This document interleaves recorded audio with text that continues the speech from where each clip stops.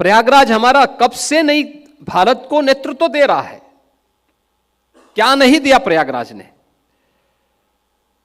भारत की आध्यात्मिक परंपरा का नेतृत्व तो दिया ही, देश की स्वाधीनता आंदोलन में भी बढ़ चढ़ करके भाग लिया, लेकिन आजादी के बाद भी प्रयागराज उपेक्षित था। प्रयागराज से लोगों की विरासत आगे बढ़ी, राजनीति के शिखर तक पहुंची, लेकिन प्रयागराज उपेक्षित रहा।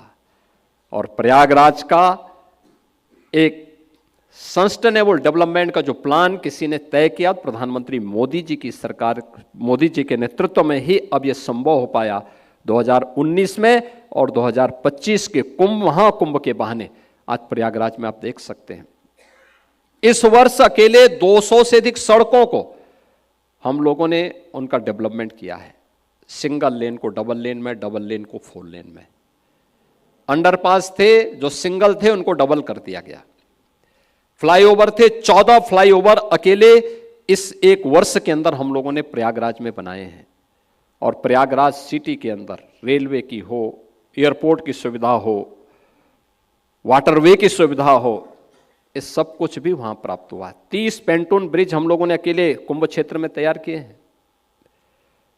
ये सभी श्रद्धालुओं की सुविधा के लिए। भारत की आध्यात्मिक विरासत पर देश और दुनिया गौरव की अनुभूति कर सके। जो एक बार आए वह बार बार आए और अपनी इस विरासत पर गौरव की अनुभूति भी करके एक नई प्रेरणा लेकर के जाए, एक नई ऊर्जा लेकर के जाए, क्योंकि कुंभ का उद्देश्य ही यही है, एक नई आध्यात्मिक ऊर्जा का संचार हर भारतवासी में हो, जिससे वो अपने देश के बारे में सोच सके, आने वाली पीढ़ी के उज्जवल भविष्य के बारे में सोच सके।